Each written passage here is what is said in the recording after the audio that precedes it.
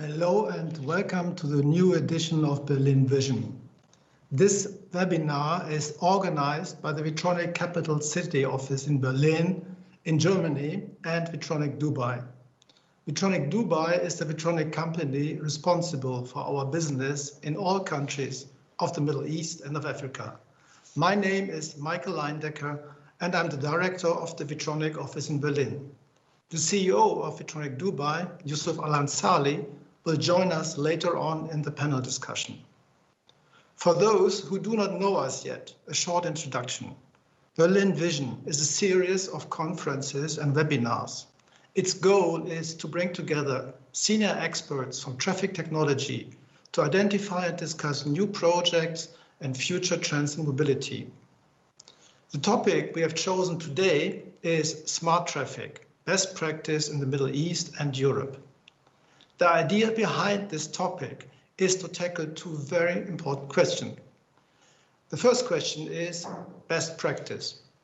And we mean what makes smart traffic projects successful? A very easy question, but a very important question. Who is mostly responsible for the success of the project? This is what we would like to understand better. The government, the private contractor, the expert, consultants, or the technology. The second aspect we want to tackle today is the aspect of innovation. What are the most relevant future trends today in traffic and mobility in the Middle East and in Europe? Is it, what everybody's talking about, the sustainability of the transport sector, including the CO2 challenge, or is it the optimization of the flow of traffic, or more ambitious, the introduction of automated driving?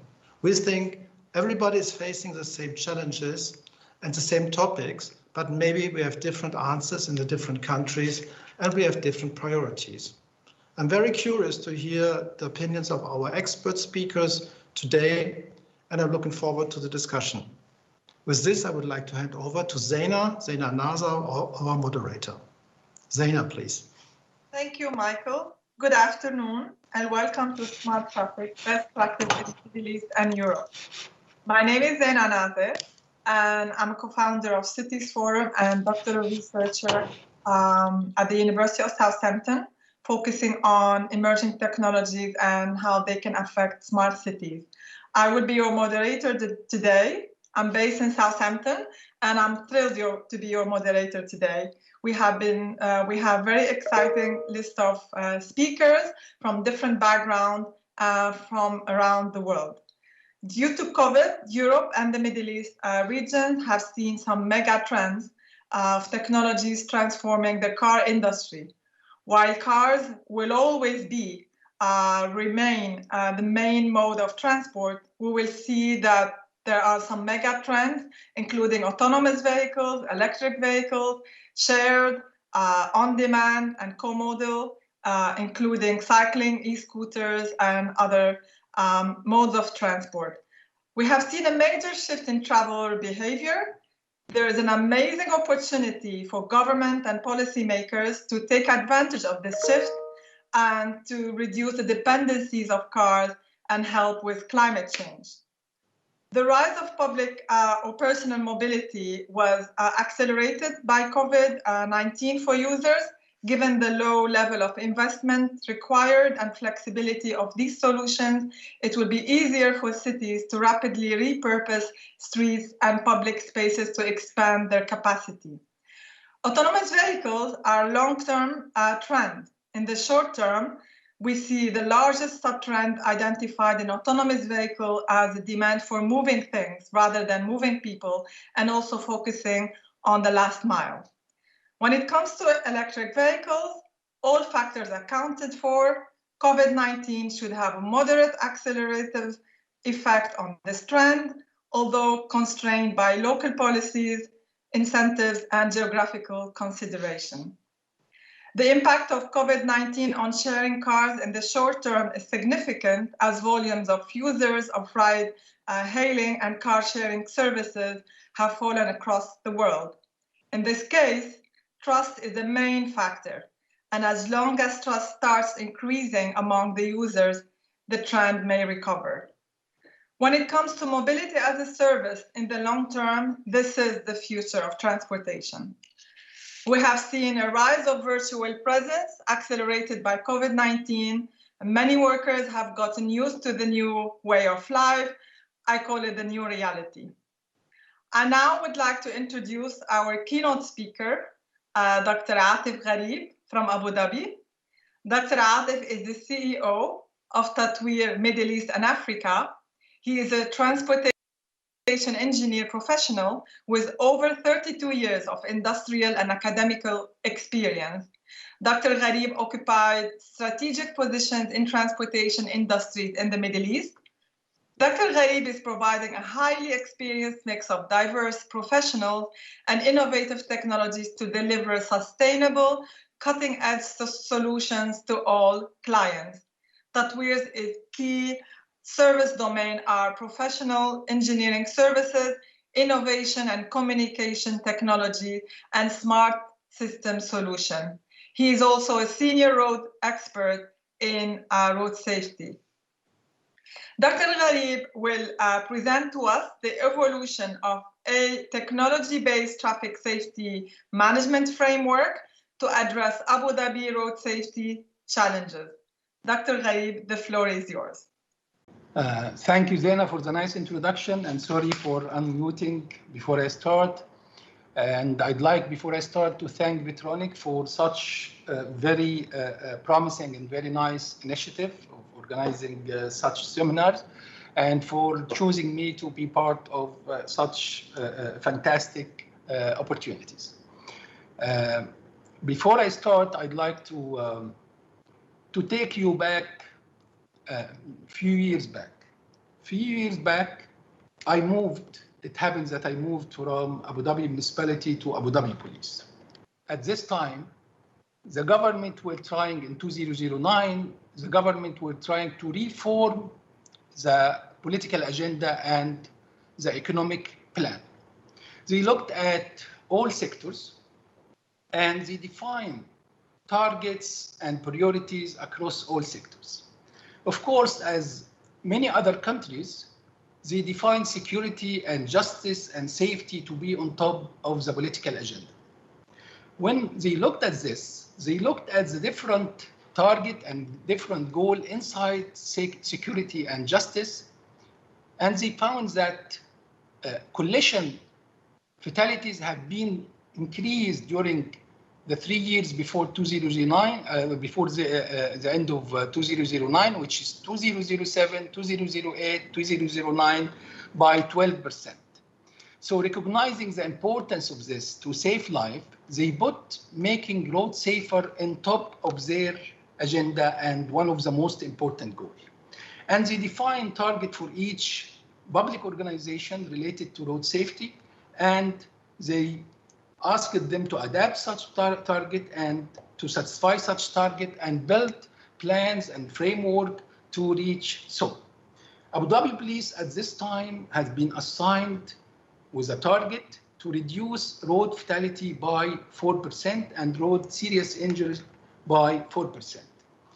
I have been assigned as a team leader to tackle such subject and to find a way to satisfy such very tough target, not easy at all. We reviewed best practice around the world. We did like benchmarking. We looked around and evaluate our current situation, and we defined the challenges we are facing. And we grouped them. There were many challenges that cause such deterioration in road safety and increase in the rising rate on fatalities. The first group, we put it population. Whoever familiar with the Gulf region, he will know that the population is very diversified. Diversity, we have people from 180 countries. Everyone has his own background, has his own behavior, has his own habits, and he comes with this. So, and it takes time for him to get into the system. So this was one of the major challenges, is to get all these people with different language adapted to a system to improve road safety. The second item in the population is that we have a young population. We have most of the people, 88%, less than 45 years old. And this, this age has a tendency to move and travel, and this will cause problem in congestion, in accident, and so on. So when we think of a system, we have to take care of such challenges. The second part was road network. We looked at the road network. Maybe most of you know that the road network in Dubai and in Abu Dhabi, one of the most advanced road network around the world. It's open road, was designed with a very high standard, with many multi-lane in each direction. So it encouraged driver to speed up. So this is also, being good sometimes put challenge on you. We looked at the third category, which is vehicles and the human behavior. We found that the vehicle population is mostly new, very powerful, and very advanced. So this also, with a high road standard, encourage people to fly and to travel with high speed, which will cause a major issue with fatalities. Also, we looked at the behavior, the human behavior. We found very aggressive young drivers with many negative driving behavior, texting, smartphone use, speeding, not using seat belt, and so on. Also, we looked at many other challenges like weather, like different issue, and we start, evaluating best practice, looking at benchmarking, looking at the challenges, trying to come with a plan. We decided to go with a plan, a long-term plan, as we will see, that consists of 3 main steps. First step, we have to satisfy the target of the government. The government put a target on us to reduce fatality and serious injury by 40%, by 4% every year. And this is not enough by itself, because the government put on themselves a target to be among the best leading government in the world. So to be very, very advanced. Okay. So we decided to go with a long-term target, okay, to satisfy the 4% yearly, and try to reach 0 fatalities by the year 2030. So this, we started end of 09 and beginning of 2010. So reaching 0, this means we need to reduce fatality by 5% yearly almost. As you could see here, the fatality rate was going up, as we could see, and our target to take it from here to here, or we dream to be here. I know it's not easy, but at least to be close to this area. Knowing this and defining our target, we thought about how could we do this. So we came up with the idea that we need to develop a system to manage the implementation of such things. So we decided that we will develop a system, we call it Intelligent Traffic Safety Management System, ITSMS, which will allow enhanced data management system, define countermeasure and continuous monitoring and evaluation. The system will have embedded, it's a GIS-based system, artificial intelligence-based system. It will gather all data and convert it to a GIS-based data where all could be related to each other. All data related, not only the crash data, but the traffic data, the road asset condition data, the socioeconomic data, and so on, and the driver registration, to be able to do the required analysis. Then the system also will be equipped with a comprehensive GIS-based crash data analysis system, where all this could be correlated, trend could be defined, and all the different analysis approach, we have been doing it in a standalone. Once the analysis is done, the system has a layer, an artificial intelligence and machine layer, which define the causes, which define what happened, what caused the accident, and choose a countermeasures from a predefined countermeasures through an expert opinion predefined, we had like experts from around the world, we sat together and we defined the countermeasure in 5 different directions: enforcement, education, engineering, emergency response, engagement. And also, this will have an artificial intelligent capability which will be able to qualify, or evaluate the impact of the countermeasure, the improvement that it take place because of this countermeasure. So in the future, it will better judge the countermeasure to be chosen. So this was the second step. The third step is to apply the tool to implement integrated approach to road safety, and which we called it 6 E's plus II. 6 E's is enforcement, education, engineering, emergency response, evaluation, and engagement. Okay, and the 2I, one for integration, because those measures, if it did not work together, it could cause problems. So we had to assure that those measures, the measure under each one of them, could work together. And it has intelligent part, the AI part, and the pattern recognition part, and all of this, and a prediction part as well, as we will see.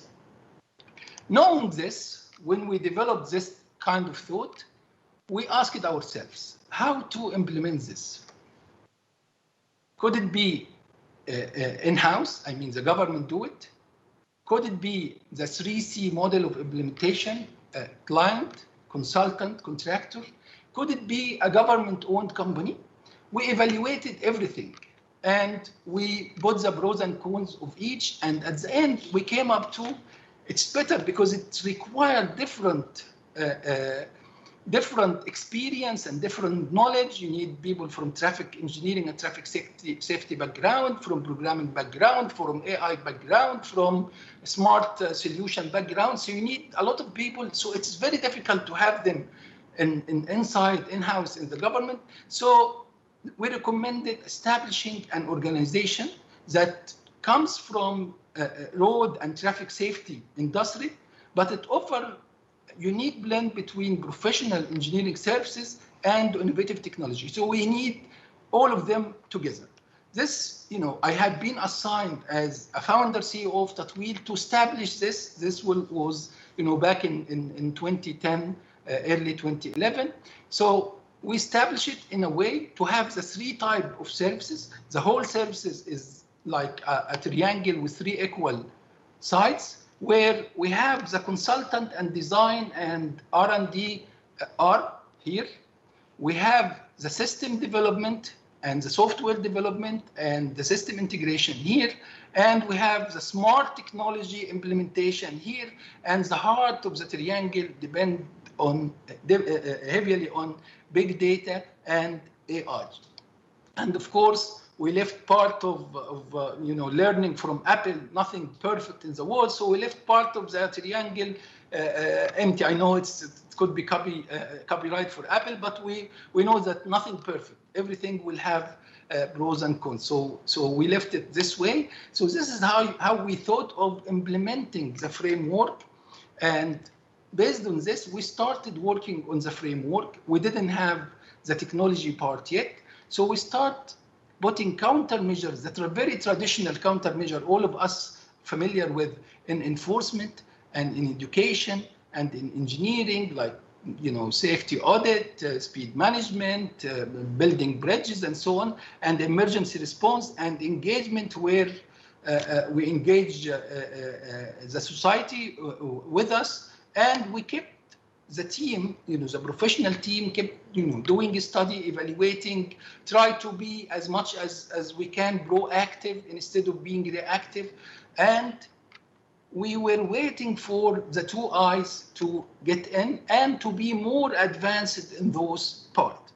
We started this, as we will see later on, the results were getting better. Then we mentioned we have to introduce technology heavily, because keeping track of all these things could be difficult. Getting better results more than this could be very difficult. So we started to introduce the technology in all of them, and through the very comprehensive integration part. Here I will select some of the projects that we used. It's mainly technology-based project to reach where we have reached. I will share with you. It's an experience, and I think it could be a very good case study to be transferred to different parts of the world. So it's not all the project, but it's a selected, very selective projects. This is, you could say the whole thing, the master slide, if I could see. So we decided that we need devices to get data and to communicate with drivers. And we need all these devices as much as we can to be connected to a hub, a center, where all the data is there, where analysis is being taken place, and to utilize the ITSMS in analysis and putting the required countermeasure and the evaluation as well. So we started with putting speed camera. We were trying to get quick results. And we all know enforcement brings you a quick result in improving road safety. Education will give you the long-term results, but enforcement will get you in very quickly. So we started with an enforcement system. We have chosen, we have evaluated what we have. And based on this, we came up with a number, as you will see. And the speed camera we have chosen, it could provide us with point speed control, with average speed control, with tailgating, so it could enforce all these type of issues. So how we came to the number and how we define the location, because technology is good, but if you use it in the right place, it will be very good. If you use it in the wrong place, it will be useless, as we see. We looked at the crash data. We looked at, we had all the crash data in the GIS, we looked at it. Then we translate this to what we call risk link. Every 5 kilometers, there is, we calculate the risk based on the crash severity, and we came up with a risk link. Then we used to have some speed camera. We plot those speed camera. And based on a very detailed criteria, we define, based on the risk links criteria as well, we define where to install speed camera. This was the first part, and this part, it's related to E of enforcement. It provides us with violation, with traffic data, and with the speed data. So we were feeding the center with all these type of data. It's not only for violation, but we are getting traffic information and speed information as well.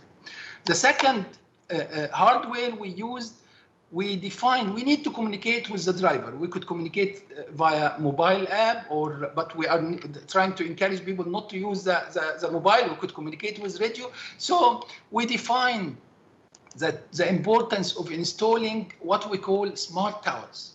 It's a gantry equipped with many things, including VMS, where we could put a message to the driver to reduce speed, or we could change the speed and announce it for the driver.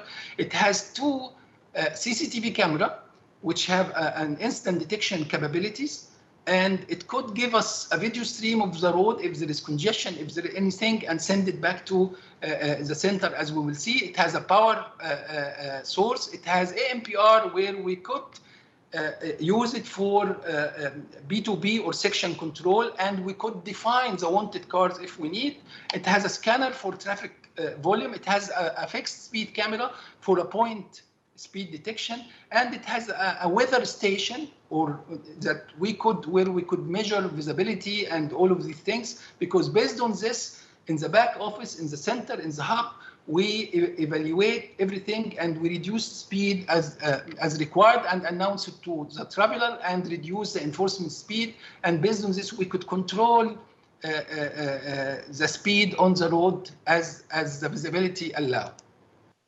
This tower, those towers, the 45 ones, provide us with traffic collision data, police patrol data, live broadcast of the surveillance camera, visibility data, congestion data. All this is being fed to the Safe City Center, as we will, or the hub we will talk about, and it allows us to issue different type of violation: dangerous tailgating, tailgating is the distance between cars, and we need to always to keep safe distance. And mobile phone seats through the CCTV camera, we could detect, we build a model to detect the driver and to enforce the mobile use and the seat belt. We could define through the ANPR the wanted car and the average speed. Plus, we introduce something, we don't want to leave people to commit an accident and then act after fact. We define a logic to define what we call dangerous violators. So he's doing violations, but he has a potential to do an accident. So we define a logic. Have 2 more minutes. Okay. And many others subsystem like smart patrol, where we could get all the speed data and everything. Patrol color allocation, which is the emergency response to assure that the cars or patrol cars could reach on time, and many other subsystems that fit into the 6 E's plus I. Plus, of course, the center where all data comes, analysis is being done, processed. There is the decision support system there. There is SOPs where operator can define exactly or can choose exactly what he has to do. And the government takes this further to what we call a safe city index, where we are able to calculate safety index for each and every spot in Abu Dhabi. Plus the ITSMS where every data comes, analysis is being done.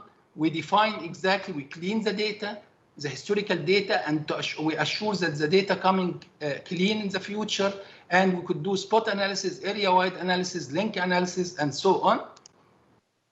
Okay, and based on this, we looked at the performance yearly, in a yearly base. You could see that the coalition, we succeed from 2010 to 2020 to reduce fatality by 58%. We were targeting 50%, so we reduced it 58%, and pedestrian fatality by 75%, and severe injury, we were targeting 50%, we reached 76%.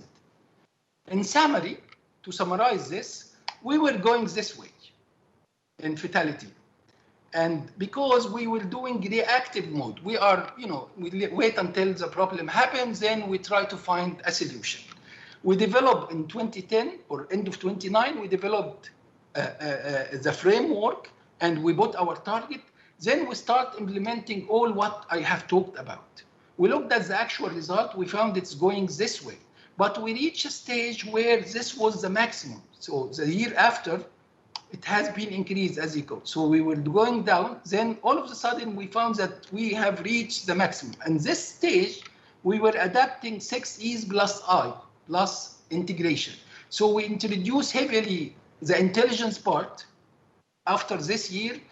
And based on this, we have reached this results. You could see it's a huge drop in fatality.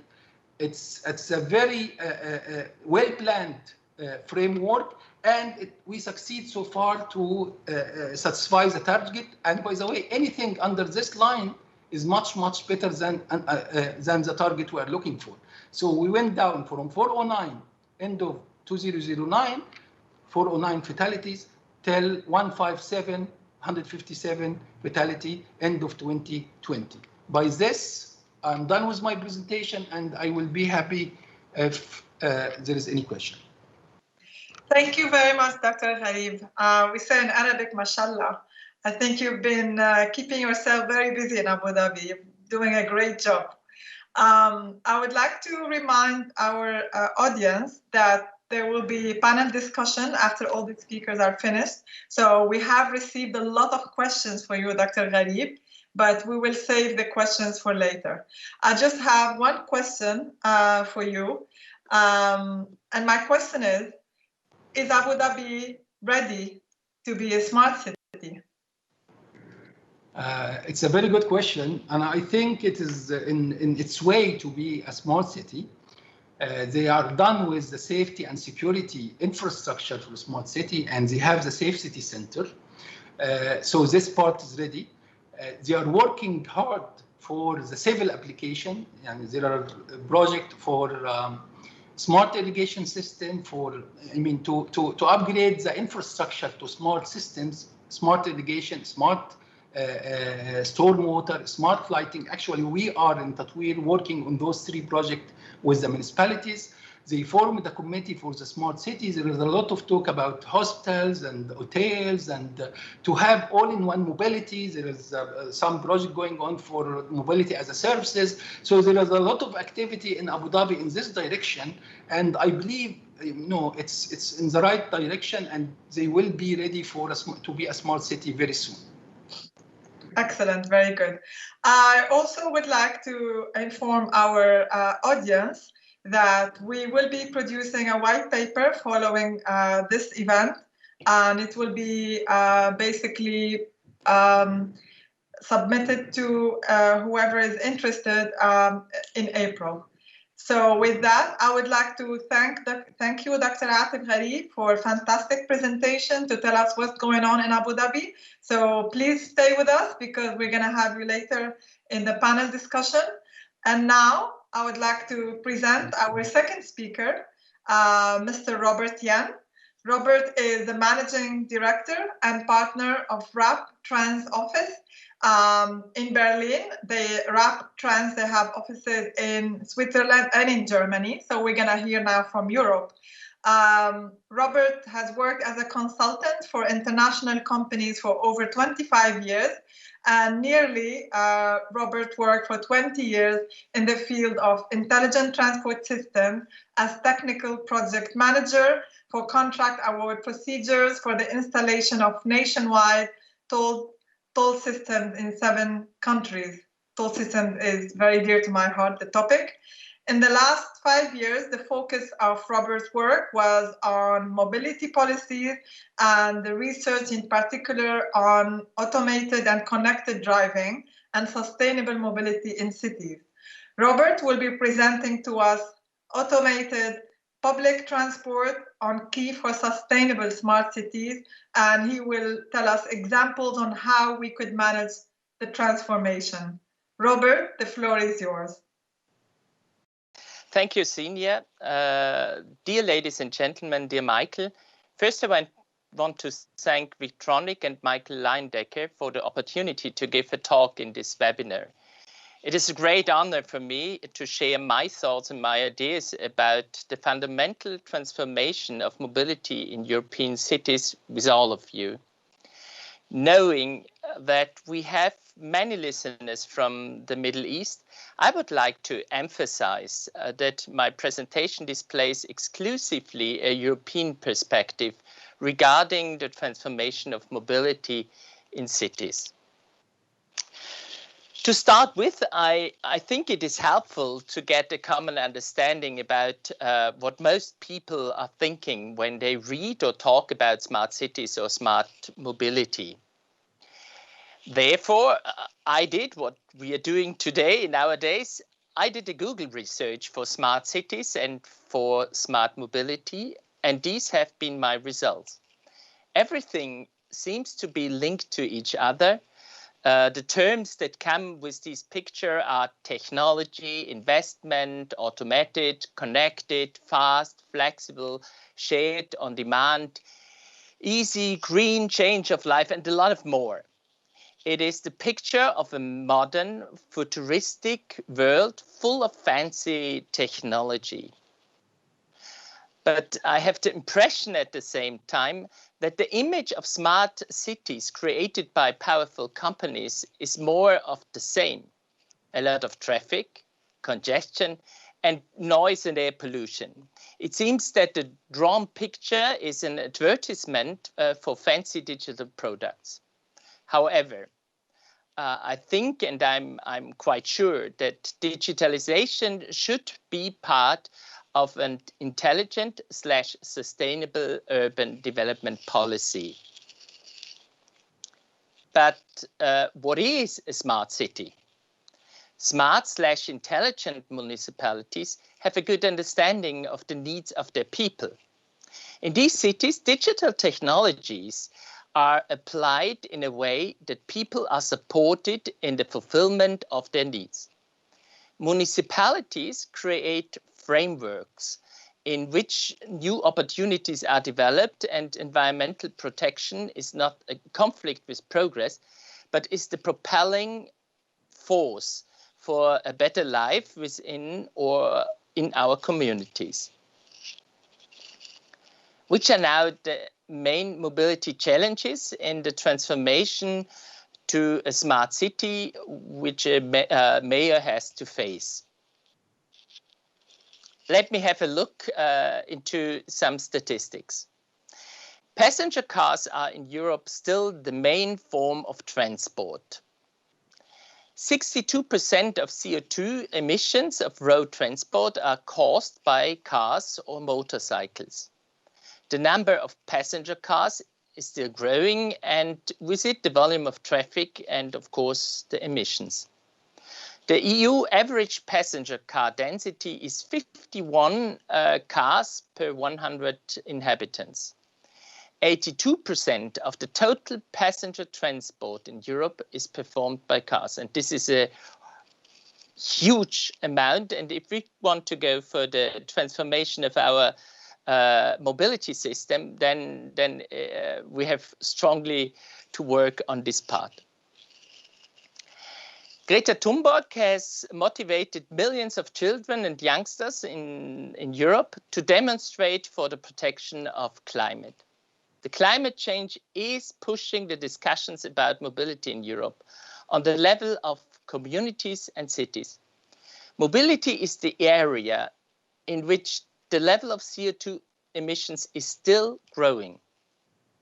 At the same time, people of metropolises are fed up with bad air and noise of constant car traffic in their city. The people want public space where they can meet and spend time, where children can play and so on. This became particularly clear in the past year of COVID-19, and it is still going on. They all are looking forward towards a better quality of life in their neighborhood.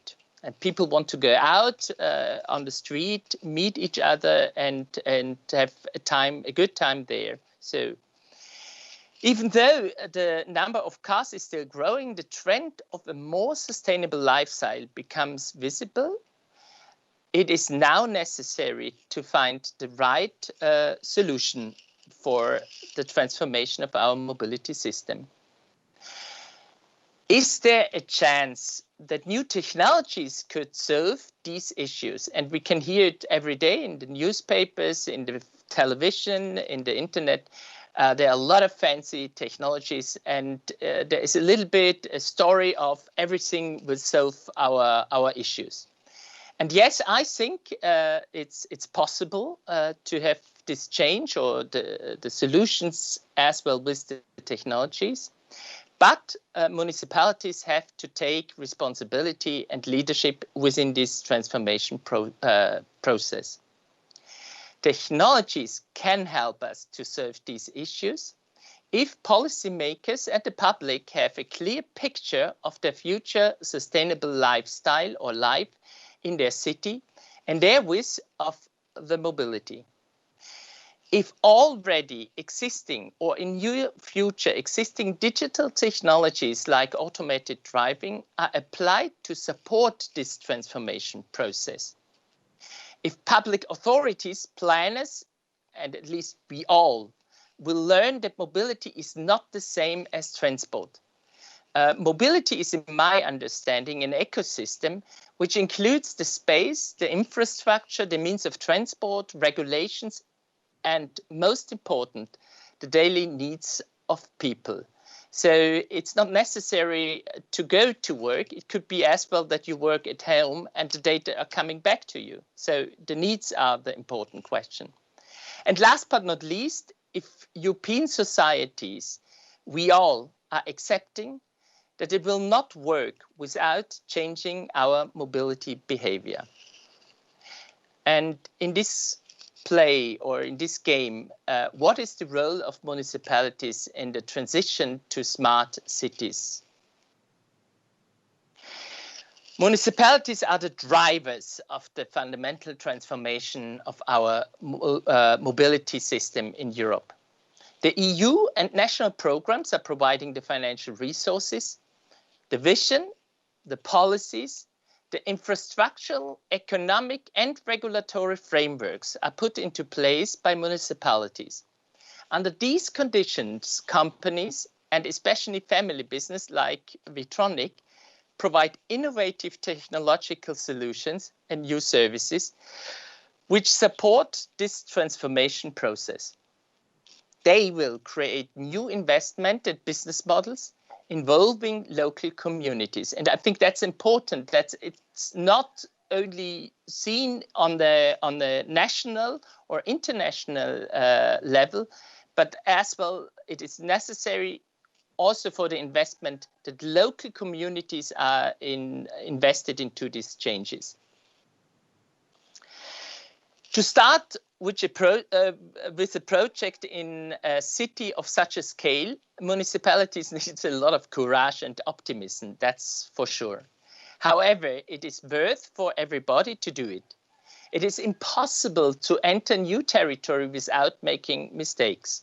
Therefore, it is recommended to engage multidisciplinary, and we have already learned from ATF, that it's very important that we have not only experts of one side, so multidisciplinary experts which provide knowledge and state-of-the-art methods with respect to data analytics and agent-based modeling, planning, participation procedures, and so on. For example, for the implementation of automated public transport, usually applied planning standards cannot be used and new planning procedures must be developed. I'm sure that the communication of visions, policies, and already started city transformation projects will help the municipalities to make their risks and to manage their risks and to start their own projects. It is necessary to tell stories which provide the confidence that it is worth to invest a high effort into this change process for the grace of climate protection and a better life. Now I would like to show you some examples of cities which have done a big step in the direction of a smart city and a smart mobility ecosystem. I will bring you two examples, one from Spain, one from France, and one example from Germany. Superblocks in Barcelona. I think a lot of people could learned already something about it, but I want to mention it. The simple idea is based on the bigger blocks that are smaller in size than the district itself.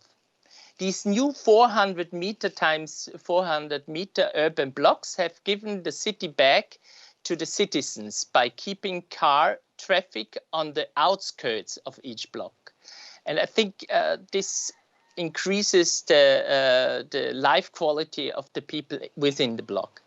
This urban development creates a peaceful, more spacious inner area, perfect for cycling and walking, as well as testing new uses that encourage social cohesion and economic development. A recent study carried out by the Barcelona Institute of Global Health estimates that if, as planned, 503 potential superblocks are implemented across the city, journeys by private vehicles would fall by 230,000 a week. As people switch to public transport, walking or cycling, less NOx and more active mobility is increasing public health. The next example comes from Paris. It's the 50-minute city which was presented and is on the way to be implemented by Paris Mayor Anne Hidalgo. The idea goes back to the vision of Sorbonne Professor Carlos Moreno, suggesting the creation of neighborhoods whose residents can be sure to reach work and all amenities from their homes within 15 minutes by bike or walk. It is expected the car trips will be reduced strongly for the benefit of a better air quality, less greenhouse gas emissions and less noise, and more public space for cycling and walking. Automated public transport across and around the neighborhoods will support this transformation. And the last example, it's the example of Kiez blocks. A Kiez is in Germany or some areas of Germany, a neighborhood. And Kiez blocks are the German, or better, the Berlin version and interpretation of Barcelona's superblocks. Kiez blocks are mixed-use areas within a neighborhood block for cyclists, walkers, and people who want to revive the street space. Only residents and neighbors are allowed to drive within a Kiez block. I would like to summarize my ideas within 5 theses. 1. Climate change, air pollution, and constant high traffic in cities are driving the need of the change and the transformation of mobility in cities. 2. Municipalities are the propelling force of the transformation. 3. Mobility is an ecosystem and much more than transport. And only if we understand the full picture, so we have a holistic view on mobility, that means especially the needs of city residents, we can take the right decisions. 4, the digital technologies like automated driving are not an end in themselves. They must support the transformation into a sustainable, that means an accessible for everybody, CO2 neutral and financial reasonable mobility ecosystem.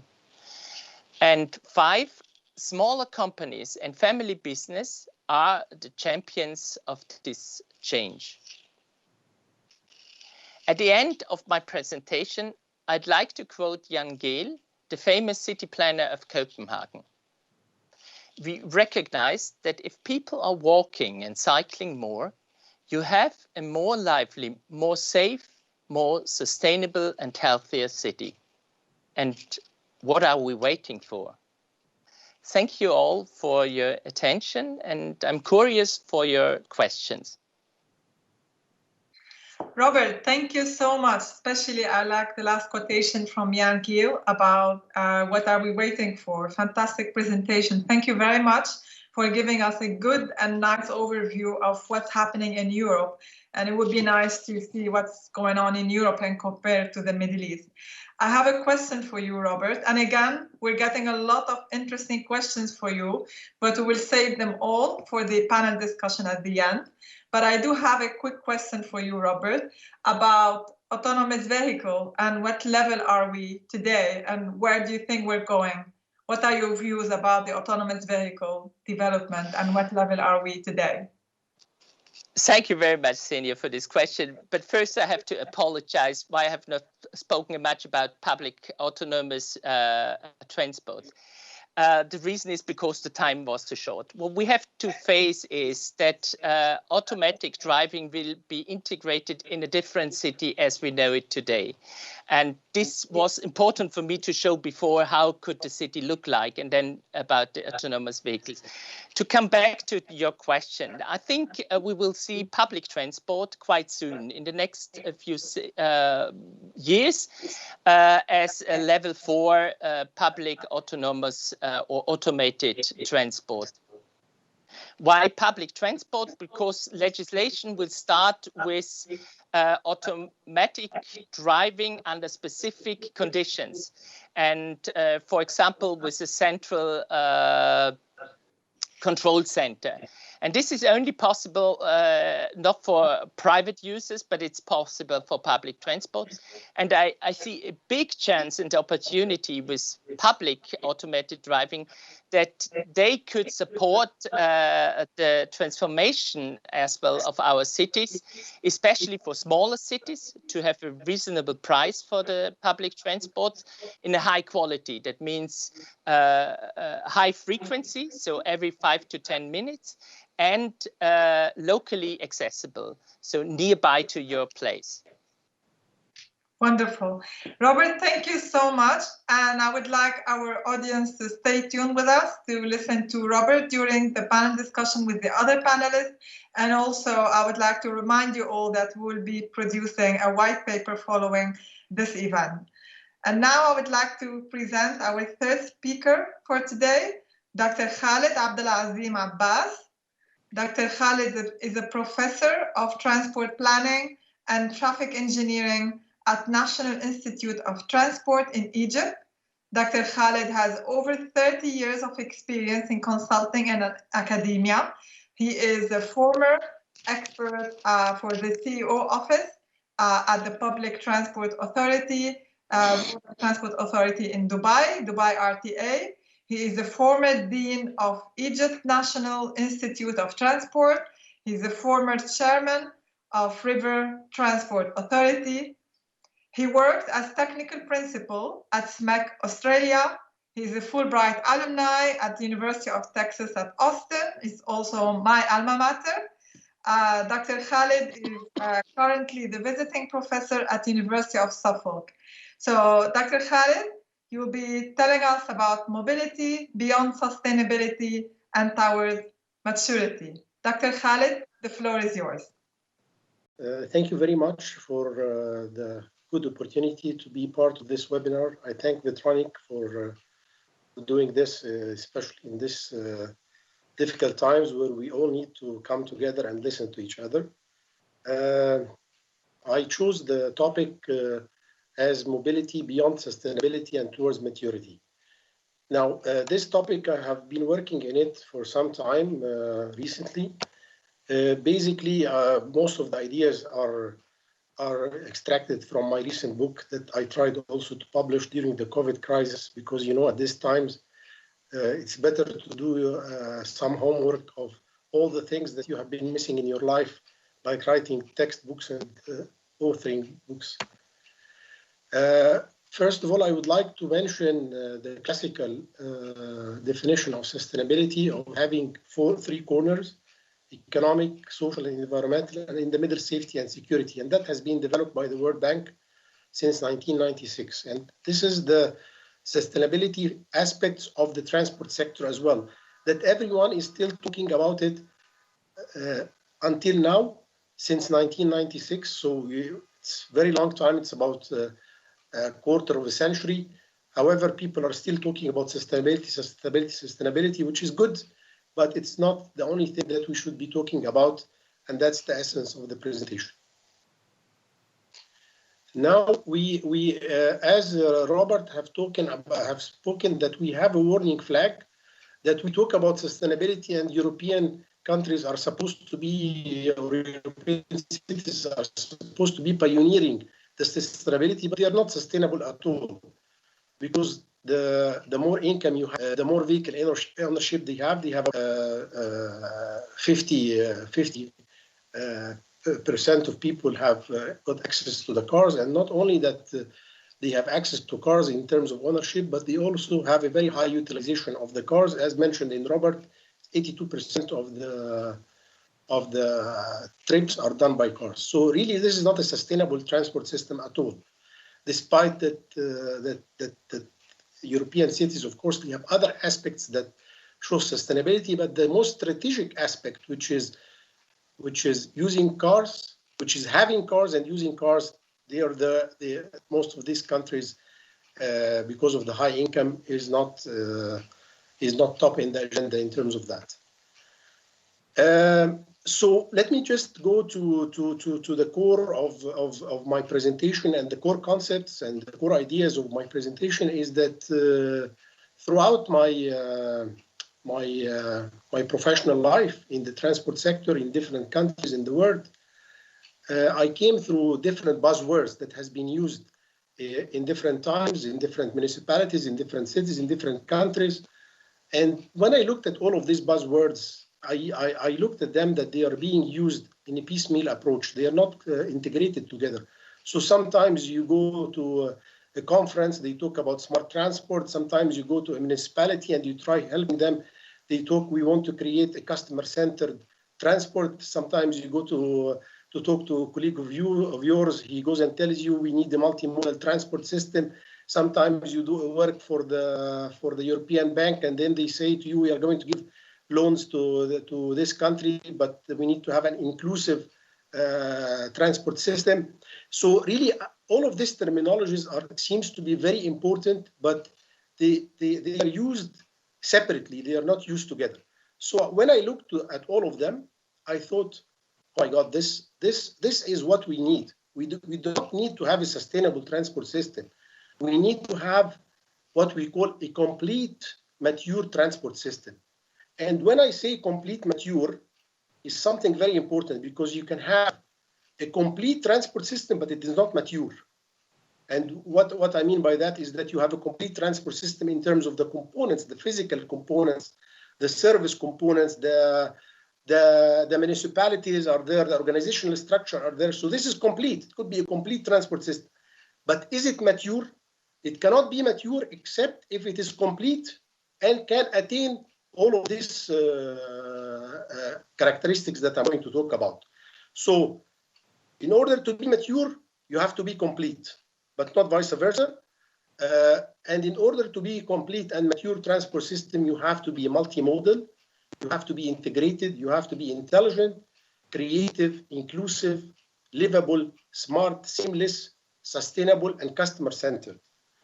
Now, as you can see, that sustainability is part of this component. It is very important part, but it is not the only part. All of these terminologies and all of these characteristics have to be there in order to really and properly have your baby, i.e. the transport system as a baby, to be mature. It's becoming an adult. It's becoming young and mature, and it's in its best characteristics is when it has all of this embedded in it. Now, I just want to remind you, what do I mean by all of these things very quickly. I know that most of you know them, but I found out during my interaction in my professional life is that sometimes even we as professionals, we mix between the terminology sometimes. And I really wanted to clarify the terminology very quickly. Multimodality meaning using several modes to reach from origin to destination. So using your walking, using your cycling, using your buses or car. If you use different modes to reach your from origin to destination and probably in the work trip, that's multimodality. Integration in the transport system means you have an integrated integration in laws, integration in fare system, integration in selection of stations and supporting facilities, integration in planning, integration in information system. So if all of these things, which are what I call the soft side of the transport system, the legal, the fare, the information system, all of these things that are supportive and that are enablers to the transport system, in addition, of course, to things even like physical transport system assets, should be integrated and should be unified together. And that's what we mean by integration of the transport system. Then you have to have an intelligent transport system. And of course, all of us knows what's intelligent transport system. An intelligent transport system is a transport system that uses the technology that has been for ages with us, GPS, infrared, GIS, satellite images, whatever you want to call it. All of this is an intelligent transport system if you use all of this to have an intelligent transport system. Then, the new thing now that is happening is that people are looking to innovative and inventive transport systems. And I think that the 4 or 5 main innovations that came, the most important two is the autonomous and self-driving, of course, and the other one is the electric. And now, of course, maybe the maglev, of course, is one of the things I also consider, despite that people may disagree with me, but in the developing countries, the BRT, the bus rapid transit, is an innovative type of transport mode. Of course, the capsule, the personalized, may be something that we are going to look in the future in terms of the COVID and in terms of health, the implication of the transport systems. So all of these are type of innovations that I try to bring, but there are so many innovations in terms of planning tools. There is innovation in terms of business models that can be used. There is innovation in terms of services. So all of these are innovative methods or innovative services, innovative infrastructure, innovative planning tools, innovative business models. All of this can bring innovation. And of course, innovation is different than intelligent. Innovation is something new, not using the current systems, or even trying to upgrade something that already exists. Another two very important things or characteristics I wanted to talk about is inclusiveness and livability. Of course, inclusiveness is where we need to plan and to design and to put our policies and to put our infrastructure and our services to be accommodating to all the sectors of the population, whether they are male or female, old or young, elderly, children, handicapped. All of this is the inclusive transport system. In addition, we need to have a livable transport system. I think that Robert has done a good job in terms of showing us 3 examples of livable transport systems in Germany and in Spain, I think.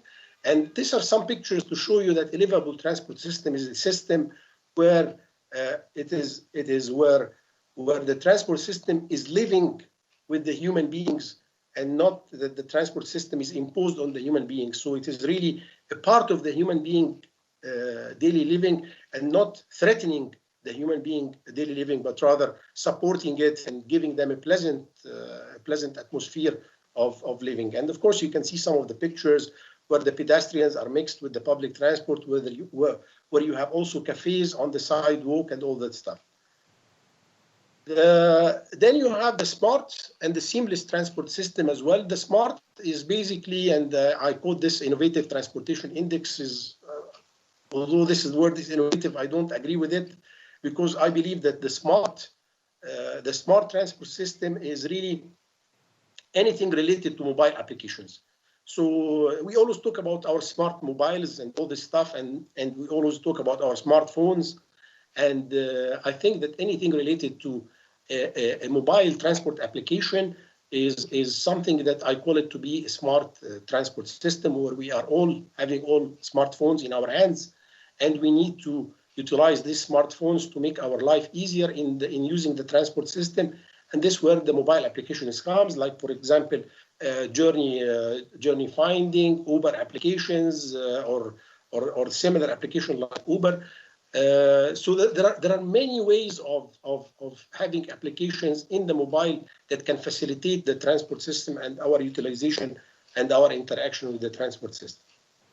Then you have the seamless transport system, which is basically when you move from one mode to another, you need to feel the same type of journey experience. So it is not very good if you start riding a bus, and then you get out of the bus and you ride the metro for the second part of the journey, and then you feel that the services are substandard. So there's a difference between the two types of services. And that's what we call seamless transport system, whereby we have to guarantee that the multimodality is seamless. So basically, when you use several modes, these modes, they provide you with a similar level of services to a certain extent. So you do not feel that there's a difference in this. And the last thing, as we all said, and this is another slide developed by myself for the sustainability. I think that the sustainability is basically not only the 4 corners, but it is really 6 E's, 3 S's, and 3 A's, which is basically the economy, the efficiency, the equity, the energy, the environment, the ecology, social and safety and security, and affordability, availability, and acceptability. So all of this is also can be under the umbrella of sustainability. However, as I said, and I emphasize another time, that I do not consider sustainability to be the target for us. What I consider to be the target is all the previous characteristics that I mentioned, inclusive of the sustainability and the components in the sustainability itself. Now, the last one is the customer-centered, which is really a very important thing. And as much as I talk about the customer-centered, I try to also, in this slide, to in a pictorial fashion, to summarize, is that a complete and mature transport system should be multimodal, should be integrated, should be intelligent, innovative, and smart, seamless, sustainable, of course, livable, and livable as well is important here. But the last three pictures here, which is the very much heartly picture to me, is that when I was in Dubai, of course, we always talked at the beginning about customer satisfaction, but then in Dubai they have customer happiness, and that's very important. And they have even one road called the Happiness Road, or Tariq al-Saada. Now, what I see is that what we should be going forward is that we should be developing the transport system to bring not only satisfaction and happiness to the customers, but even to bring joy and pleasure to the customer. And this could be attained. I mean, the transport system is part of life. You know, you can go to a restaurant to take your dinner, and you can be satisfied of the food. And sometimes the food is so great that it makes you happy. But sometimes the food is so great, it makes you very pleasurable. The same thing happens with the transport system. How can we provide a transport system to the customers and to the end user that makes them feel joyful and not just satisfied, that makes them feel even pleasurable? And if anybody wants to ask me a question of, give me an example, I would give you an example of a pleasurable journey of mine, 388 Emirates Airlines, the business class. It was something very enjoyable from Dubai to Brisbane. It was a great journey, and it was really a pleasurable journey. I cannot even say that it is a satisfactory or it is a happy journey. No, it was joyful and pleasurable journey. Now, how to attain such things? I mean, you've got to have different strategies and policies. I mean, this is the classical strategies and policies that you should be looking at. Is that, of course, in many countries, as I said, they do not have even the complete transport system. Mind you, what I'm talking about is the mature transport system. So you have to complete your transport system first by adding new networks and capacity, whether it's infrastructure or services, by having the proper traffic management and control, but also by not forgetting whatsoever is that these supply-based strategies have been proven in Europe not to be long-term in Europe and the US, but really short-term. And the long-term vision is to have travel demand management strategies and policies and land use management. This is just an umbrella to do some kind of road mapping. But really, what we need to do here is also we need to be very careful when we plan. Is that because we need, at the end of the day, customer satisfaction, customer happiness, and livability, and all that stuff. You need to plan for the people and not for the cars. So you need to inverse the pyramid, like University of Twente 2016 slide shows, that you need to have at your high priority is the people and the pedestrians, and the low priority is to plan for the cars. I think also the examples given by Robert shows this very well. So we need this to really be happening in most of our cities and most of our countries in order to give this kind of also policy, planning, design, and implementation on the ground of all the things that can help us to reach a complete and mature transport system with all the characteristics that I mentioned before. We need, of course, to push people from using the cars to using public transport and the like, and of course cycling and pedestrianization. I really have a passion. Khaled, you have 2 more minutes. You have 2 more minutes, please. Okay. I really have a passion to BRT systems, and I think that BRT systems are very important in the developing world, and they give you a lot of capacity that with the minimum cost in terms of implementation cost or even maintenance cost. So I really recommend that is an innovative and I think innovative idea going in, especially in developing cities, is to use the BRT, which is very less costly than using LRTs or metros or things like that.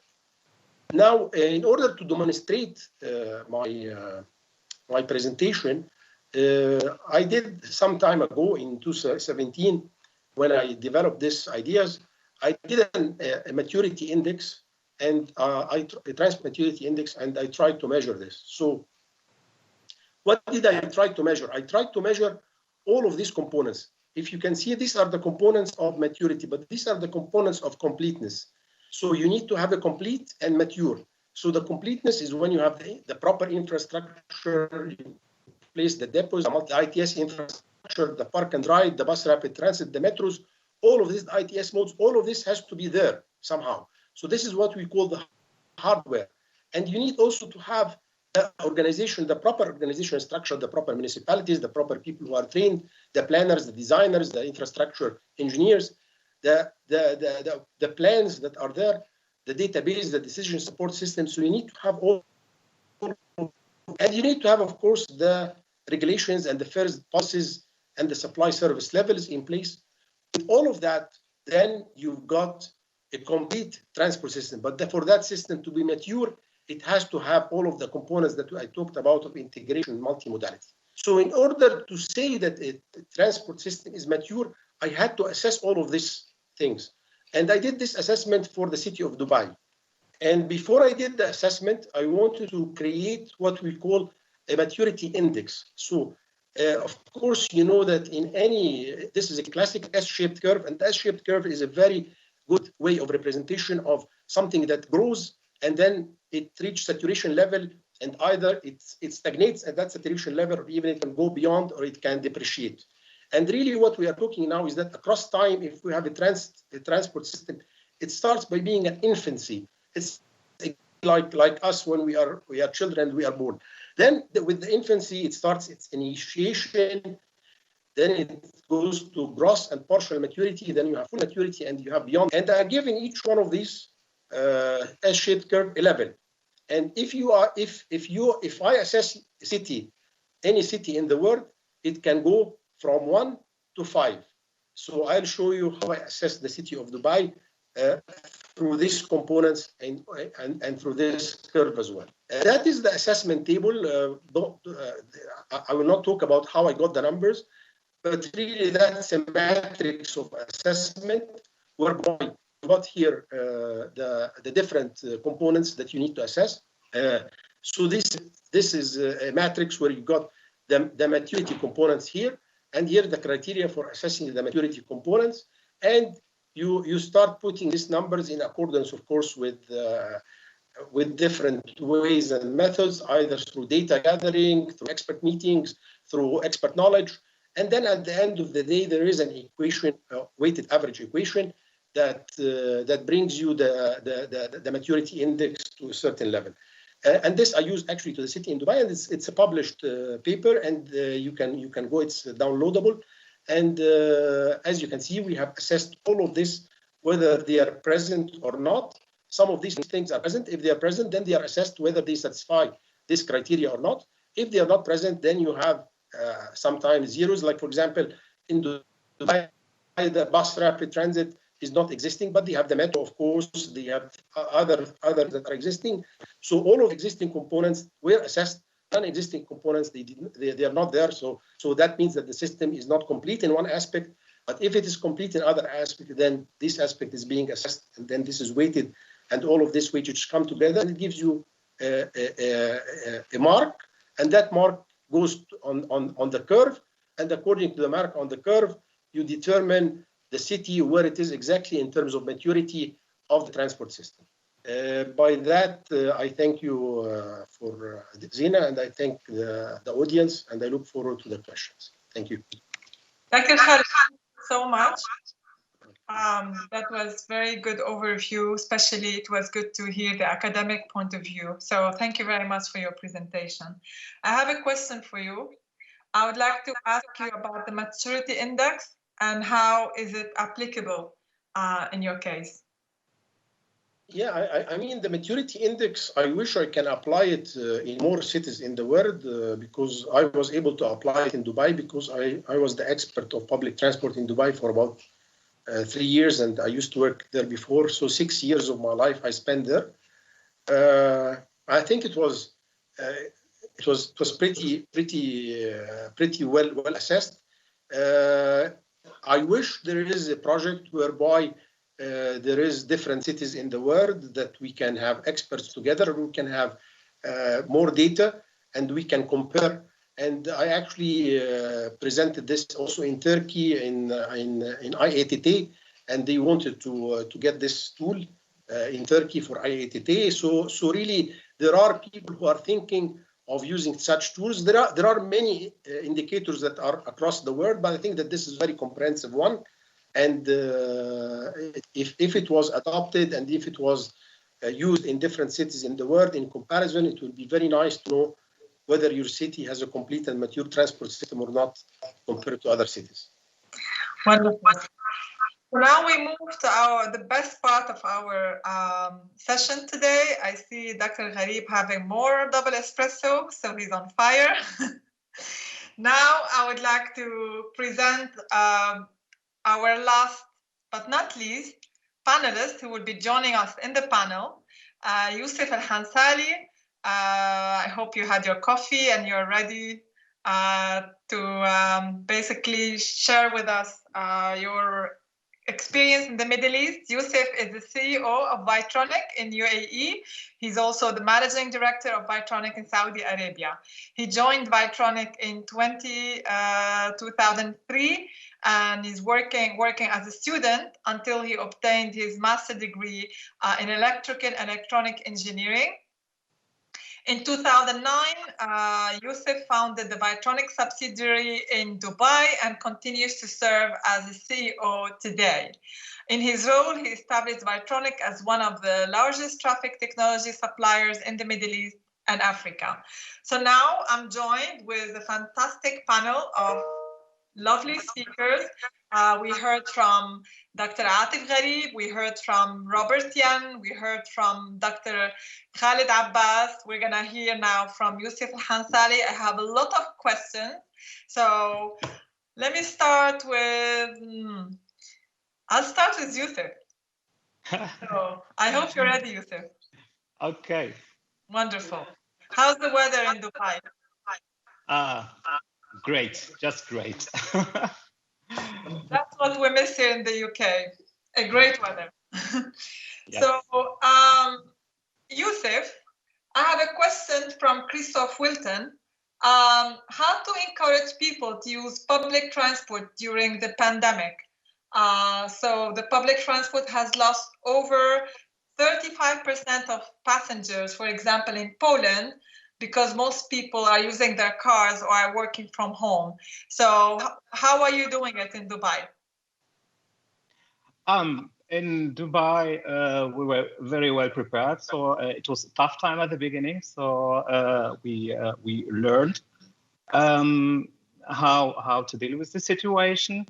And after people reach some kind of maturity, we just start using the public transport, of course, by respecting all the measures made by the government.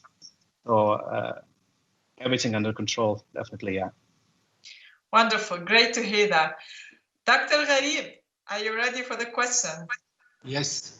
Wonderful. I had my coffee, so. Yeah, I can see you. I mean, it's a long day. You start at 5 o'clock in the morning, and now it's almost 6:30. So. Okay, wonderful, great. So I have a question from Elizabeth Krebs. There are both stark differences and similarities, the infrastructure and population in Kigali, Rwanda, it seems, with Abu Dhabi. So Elizabeth would like to know more about how Tatweer is approaching the evaluation needed to customize your product for Rwanda, and especially development of AI in different contexts. This is a very good question, and very, it's a good in time as well.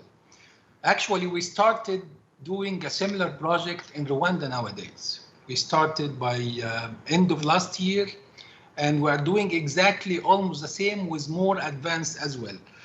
Stage one of the project started, more devices to collect the data. We are building now the center, the Safe City Center. We are building the new Salama platform for Rwanda as well. We are collecting the data. We are conducting the safety study. We collect all data, all required data. We are doing the safety study. And most likely by the end of the year, we will be done with phase 1. So you will see almost the same improvement very soon in Rwanda, in Kigali. Not only Kigali, it's Rwanda as well.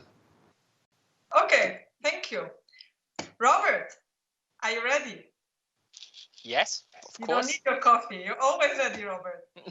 Robert, how to convince people to close city center for private vehicles? How can you do that? It depends a little bit of the city, but especially also smaller cities, but as well larger cities. People live in the city. It's not with Frankfurt, but other cities, for example, it is like this. So the people living in the city center are very happy as long as they have the ability to use other means of transport, or as long as they have the ability of some delivery services which help them to get their stuff from buying something to their home. So I think it's what it needs is the brave of the authorities and the politicians to start with such a project. We have several projects in the Netherlands or also in Hamburg, and I think now as well in Munich, where the project team talks to a city, to a street, for example, where a lot of people are living, and they ask them if they would agree to have no cars in their street for 3 months, for example. And they provide them a parking space somewhere outside. And they put green stuff there, so trees and banks to sit, also some furniture to sit there and talk and so on. And after 3 months, a lot of people come back and say, okay, I could imagine not to have a car anymore. And it was really nice to live in the street without this daily traffic, and to live in the street where children are playing and all this stuff. So I think the people are much more open, and to introduce such a project, you could start with, in German we say Reallabor, something's a laboratory in reality, and these are such things how you could start to let the people feel and enjoy and make the experience how it could work. Thank you, Robert. Thank you. Dr. Khaled, you speak about complete and mature transport system. You talk about multimodality. And I didn't hear you talking about climate change. I mean, climate change is part of the environment, so it's part of the sustainability components. So it's covered. The word sustainability covers a lot of things. It's just that the other concepts is not well taken in the concept of sustainability, and that's the whole essence of the presentation, is to show that it's not enough to have a sustainable transport system, but you have to have the other things. Climate change is definitely covered in the sustainability component. Thank you, Dr. Khaled. Dr. Gharib? Yes. Are you ready? Good. So I have a question here from my good friend, Joseph Sacco, from Moving Forward Consulting in Bonn, Germany. How are you, Joseph? So Joseph's question is, have you analyzed the social economic effect and compared it to the investment cost? The answer is yes. What we did, there was a study done in Abu Dhabi to estimate the cost of crashes and the cost of each and every fatality and serious injury, and this done in 2009. And there was a study conducted by the TRB, the Transportation Research Board, in 2017, where it defines the cost of each fatality, how much it costs in two parts, the human capital cost and the other social impact cost. One fatality, according to the TRB study, cost 21 million dirham. According to our study in 2009, one fatality cost 7.5 million dirham. If we multiply any of those figures by the value of the reduction in number of fatality, which is almost in those number of years, and it's 252, you will, the answer, the result will come up with almost more than 2 billion or something, more than 2 billion dirham. The cost of the project was almost 700 million dirham. So the benefit exceeds the cost in very far. The difference between the benefit and cost for one fatality only, if we consider the reduction in crashes, property damage, serious injury, all these things has value as well, and the studies define this. So the benefit and the reduction will come huge. So it's really very beneficial, very cost benefit, very benefit cost value, very huge. And this is fact. This number talks. Wonderful. If you consider only the fatality part, it covered much 4 or 5 times the value. So we did. Wonderful. Thank you, Dr. Gharib. I have a question to Yusuf. I have a question from Sadiqa Salman from the UK. So Sadiqa looks like she wants to move to Dubai. So she's asking, how can you make public transport more used and convenient in hot weather like Dubai and Abu Dhabi? So I'm guessing it's the same weather. So Yusuf, you can take that question. By the way, so hot weather in Middle East, it's standard, but we used to live with it, and after some times you don't feel it at all, because every location is almost with climate automation, and how to make it attractive is to make it very cheap, and the public transport in Dubai is really very cheap for all users, of course. Wonderful. Thank you very much. Thank you. Question to Dr. Khaled. What is the status of autonomous driving in the Middle East, and is level 4 autonomy realistic for the near future?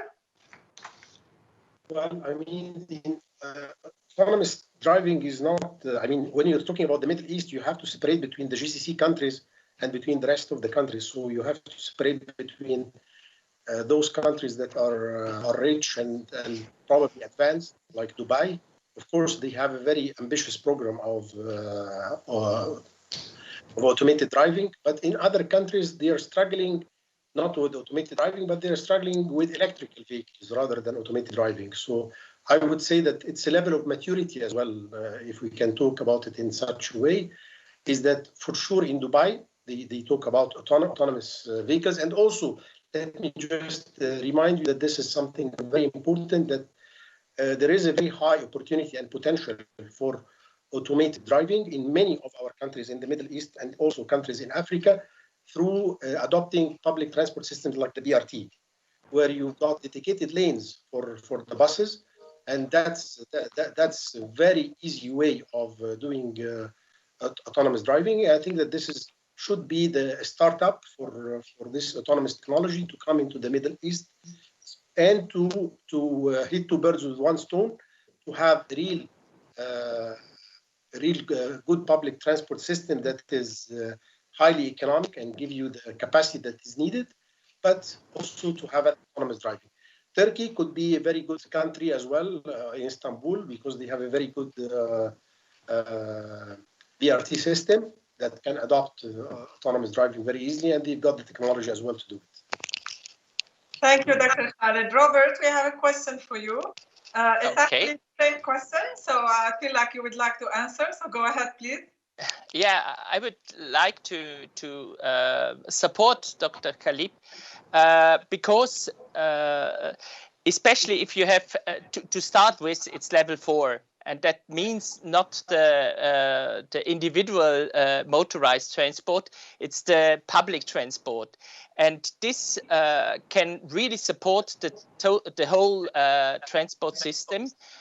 because the costs could come down. So at the beginning, you will have a higher cost for the implementation, but then you could provide a better service, and you could provide with less costs, because the costs are with the driver, especially in Europe. I don't know how it is in the Middle East, but in Europe, the costs are with the driver. And if you have a better service by higher frequency, then it could support the whole process. So I think, and if you have the chance to have your own lane, then you can really start quite soon. It's more a question of the legislation than a question of the implementation. It's not anymore, in this case, it's not the technical question. Thank you, Robert. I have another question for you, Robert, since we're still with you in Europe. So I have a question from an audience based in Berlin. The question is about discussing increasing parking fees substantially. I love that. What do you think about this approach, or city tolling to limit cars in the cities? City tolling is perfect. I like tolling. No, sometimes my wife is. A lot of people from the tolling industry in the audience, so that's good. Yeah, that's because I worked a lot with tolling systems. But however, I think this is an approach, and most municipalities are a little bit afraid to increase the costs for parking or to introduce a tolling scheme. The possibility is to start with, to take the people with you, because what you want is a change of behavior, is that you make a negative tolling approach. There we have several studies as well from the Netherlands. That means if you behave in the right way, you're cycling, or you're walking, or you're taking public transport, you get something. For example, points to go to buy public transport tickets, or you get for free tickets for the cinema or something like this. Then people become used to use other means of transport than their own car, and this would support it a lot. Unfortunately, up to now, we have only a few discussions, and what is in Germany especially missing is a legal framework on the level of the federal on the federal level, which allows the cities to introduce such means of regulatory means. Yes.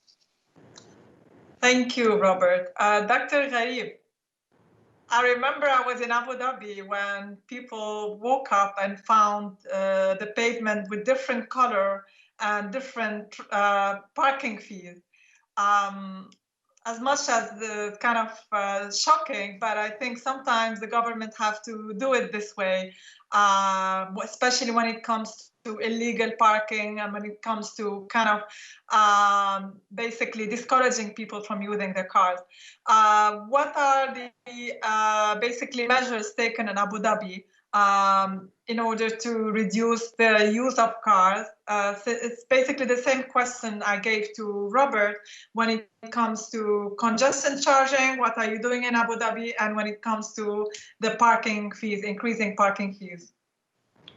I don't know if, when was the last time you visit Abu Dhabi, but nowadays to get into Abu Dhabi Island, for example, you have to pay toll on all bridges. Abu Dhabi is connected to the mainland with 4 bridges. All bridges now has a toll station, and you have to pay toll between 7 o'clock in the morning and 9 o'clock, and between 5 o'clock in the evening to 7 o'clock. Also, the parking, they are expanding the parking program to cover more spaces in Abu Dhabi, and for a social reason, they did not increase the parking fee, but there is a plan for this to limit traffic congestion in downtown. Okay, so we are doing the same. Tolling is working fine in this region. And you know that we are a car-oriented society, so the use of the car is huge. So we don't have a mature, 100% mature transport system based on Dr. Khaled definition. So it's. Okay, fantastic. So I'll pass the same question to Yusuf. What about tolling? I mean, I know you have Salik, and yeah, what are your views when it comes to discouraging people from using the car and shifting to the public transport use? What are the measures taken by Dubai RTA? They increase the network of the tolling systems, and it makes really the traffic much better and flower. Okay, fantastic. Great. So the same question goes to Dr. Khaled. What's going on in Egypt when it comes to reducing the use of car? What are the measures taken by the government in terms of parking fees and in terms of tolling and congestion charging in Cairo? Yeah, this is a difficult question to answer, because if you are an outsider, you will see that there is dramatic and intense work of road building and bridges in Egypt, which could seem that this is encouraging the use of private car. But however, this reminds me of what I said, that you have to have first the complete transport system. So Egypt has been suffering for a long time from lack of transport infrastructure, the basic transport infrastructure. So basically, from an educated point of view, you find that many of this infrastructure would have had to be in place several years ago.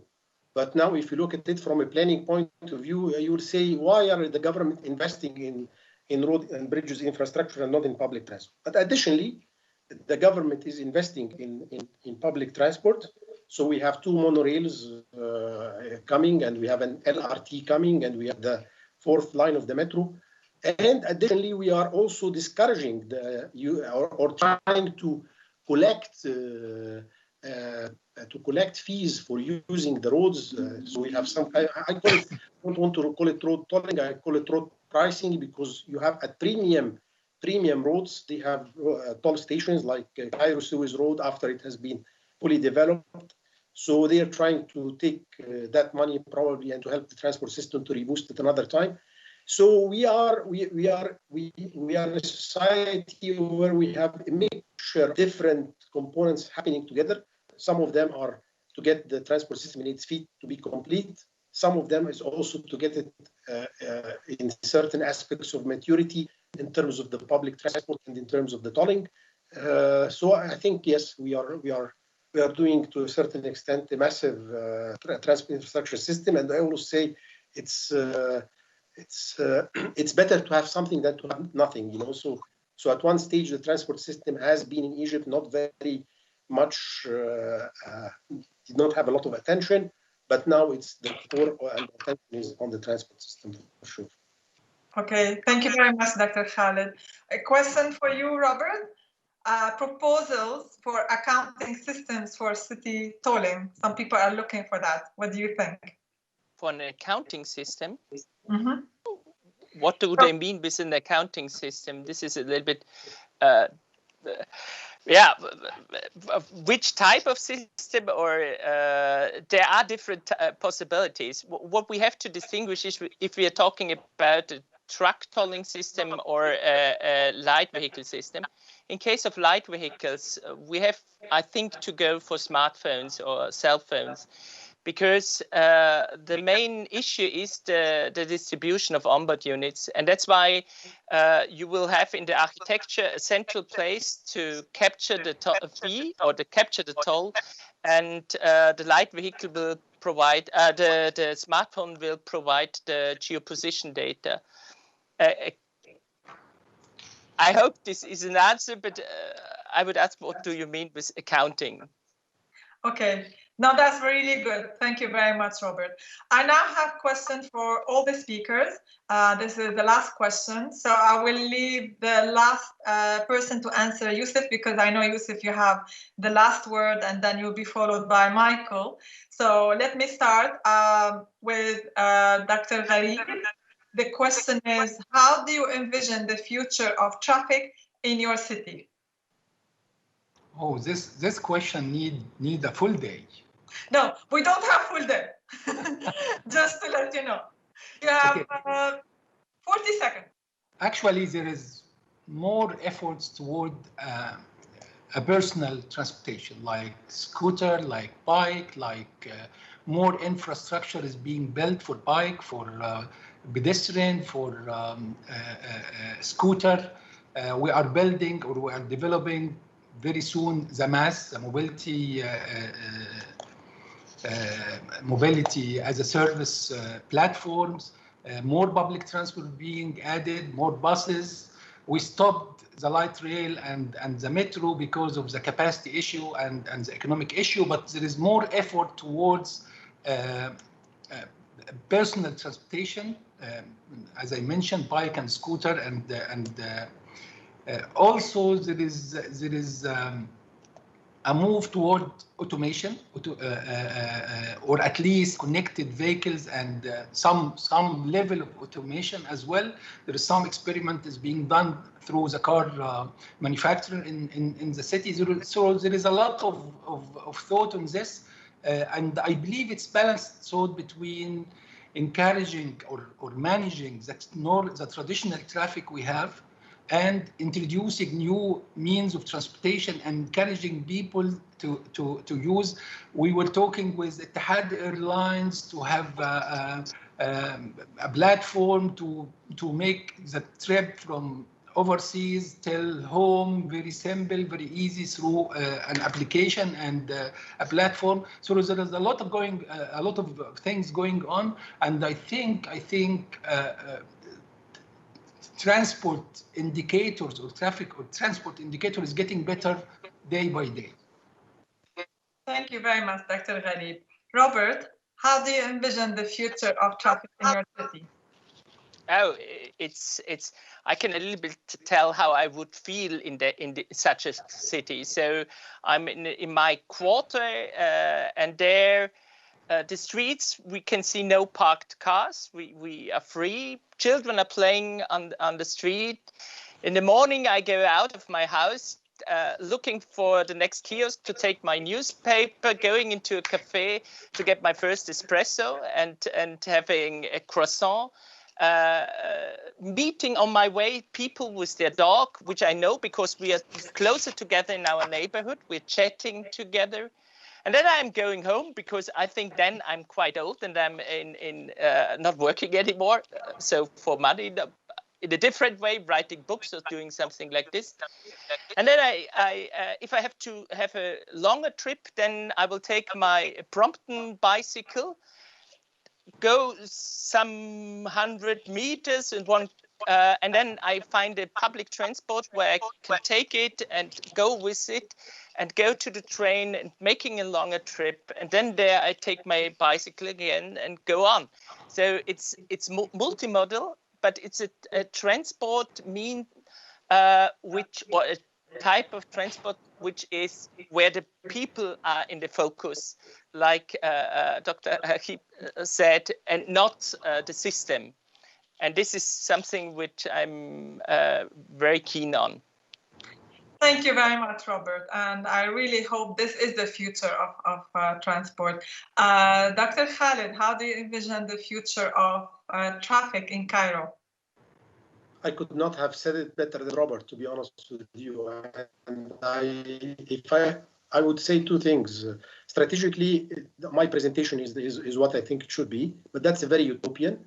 But if I would to select one basic ingredients that favors to my mind is exactly what Robert said, is a livable streets in Cairo and livable streets in New Cairo and livable streets in many Middle Eastern countries like the old cities that we had, is where actually you feel that the transport system is a friendly component to your everyday life rather than a hostile component to your everyday life. Fantastic. Thank you very much. Moving to Yusuf, how do you envision the future of traffic in Dubai? And let's not start with Hyperloop and flying taxis and all fancy things. So over to you, Yusuf, and then we're gonna end with you. So I look forward to hear your answer to this question, also your last word, and then we will move to Michael to end the event. Yusuf. Okay, I will just give an overview about the whole region here. the urban mobility in the Middle East plays a key role in achieving economic competitiveness and employment and sustainable growth. However, many of the negative effects of transport, such as congestions, road accidents, or pollution, occur mainly in urban areas. In my opinion, the future of mobility will mainly deal with two major challenges. The first is how to stop climate change, and the second, how to stop and end this bloodbath and massacres happening every day on our roads. Every single day, if you can imagine, more than 3,000 innocent people are just losing their lives worldwide on road crashes. It is equivalent to 8 Boeing 777 with full passengers crashing down with 0 survivors. And this is happening day after day after day. Also, the greenhouse gas emissions is considered as the primary driver of climate change, which becomes really an existential threat to our civilization. We need to take it really seriously. Fortunately, today we have the possibility to save those lives and the nature by using smart technology and by building smart and sustainable mobility ecosystems. So the Middle East may have been a little bit late to urbanization compared to Europe or some other areas in the world. But this has provided a unique opportunity to shape the urban mobility strategy in the Middle East. So here I must emphasize that mobility revolution is underway in the region, and the GCC countries in particular are in the first row of this smart urban mobility race. So let's take Dubai. Dubai is always racing against the future. We see it in Arabic. So as an example, the government has set a tough target for 25% of all trips to be made by autonomous modes by 2030. This is tomorrow. And let's turn to the next example, Abu Dhabi, a green city called Master City. So it has already a self-driving shuttle service fully operational. If we move to Saudi Arabia, Riyadh, as one of the fast-growing cities in the Middle East, has already invested in a multi-million-dollar artificial intelligence-based signaling project, which has a very, very positive impact on traffic management and improved human life. So again, so you certainly heard about the Saudi NEOM megacity project. It seems to be the most environment-friendly and technologically advanced mobility ecosystem in the world. Also, Muscat has already implemented a smart road technology to manage traffic and to achieve the leadership targets in an accelerated way. So the numbers are really impressive. So today we are already witnessing the impressive impact of the strategies as confirmed by Dr. Atif in Abu Dhabi. Fatalities are declining year after year, and many environment initiatives are ongoing. So in short, we are just moving to a better world, clean and safe. In other words, we are just preparing a better tomorrow for our children and for the next generations. Thank you so much from my side. Thank you very much, Youssef. I really like your positive attitude and this very promising end note. I would like now pass to Michael Lendecker to end for the final thoughts and final note of this event. Just want to remind you all that we will have a white paper produced following this event, expected to be basically published in a month's time. Over to you, Michael. Thank you, Zaina. I have now the almost impossible task to summarize all these presentations.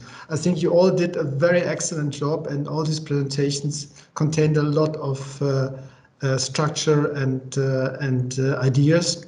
But nevertheless, I will try to give a summary and to point out the most important highlights. And please forgive if I miss something. At first, Dr. Atif, I think the target and one of the leading questions of the webinar was to understand best practice. And the simple answer to what is a successful project is look at the project in Abu Dhabi from Tatweer. And the reason why I would like to explain why I think this is a project which is really a good example for a best practice project. At first, there was a clear vision of the government at the beginning. There was a clear problem. These were the rising fatal accidents in Abu Dhabi in the years 2007, 2008, 2009. So there was a clear problem and there was a clear government decision. There was strong leadership and there was a clear goal to come to Vision Zero, so to zero fatalities in Abu Dhabi. So this, I think, was one point. And then a second point, which I think is often underestimated, which is the organization which has been created. Tatweer is a kind of, I understand, public-private partnership model, and institution which can run a project is very important for the success of the project, because projects don't implement themselves. There must be a strong institution to do so. So I think this was a very important point. Another point which I would highlight is the evaluation you did. So you didn't start immediately by putting system on the road, just starting by doing careful analysis. And I think this intelligence in preparing a project, this is a very important prerequisite. Another point, it was not a project what you did a program which was consisting of a lot of different sub-projects.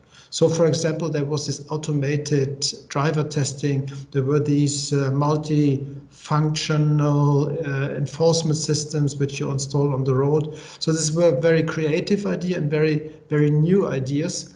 And I think this is part of the success story. Putting all this together, after all, we all do these projects to achieve our goals. And the most important goal in this project was to reduce fatal accidents, to go in direction of Vision Zero. And I noted that you had a decrease until recently in fatal accidents. So decrease in deadly accidents in Abu Dhabi by minus 58%. This is a very impressive figure. And this shows that the program, the project has worked. Another figure which I found interesting, it was I think 75% decrease in accidents of pedestrians. This is even more, and this is an often underestimated thing, the protection of pedestrians. So again, a very nice achievement. So I think this is a best practice project by all means. Still, I would like to finally quote one of your statements, which I found very nice. You said technology brings a quick solution, but education brings the long-term success. And I think that's absolutely a relevant statement. In the long run, you have to talk to people, you have to communicate to people, you have to educate people, and this brings you a long-term success. So far to Dr. Atif's presentation, Robert. Robert, you had one of the most challenging tasks here today. Your job was to cover a whole continent, and a very diverse continent, so the European continent. And I think you did this in a very, very nicely manner. And my takeaway from your presentations at first, this big challenge and this big task, what the Europeans see, this is the transformation of mobility. So the feeling in Europe is we are on the edge of something new, of something different, and we have to change our way of mobility. And obviously the driver behind is the climate crisis and the CO2 emission. However, I think this is a very European topic, and thank you for putting this on top. Thank you as well for introducing to us this idea of the importance of the city level. The problems are local, pollution problems, noise problems, traffic jams, this is all local, so within cities. And your your concept of seeing cities and mayors of cities and city governments as driver for change, I think this is a very valid concept, and this is very inspiring. And you mentioned and this is obviously corresponding, you mentioned three very interesting concepts, which were the super blocks in Barcelona, so a kind of neighborhood concept to reduce traffic. You presented the 15 minutes city concept from Paris, as well a concept to improve traffic situation on a rather low regional level of a neighborhood. And the same you mentioned for Berlin, the Kiez block, which is a similar concept. So thank you for this very inspiring presentation, Robert.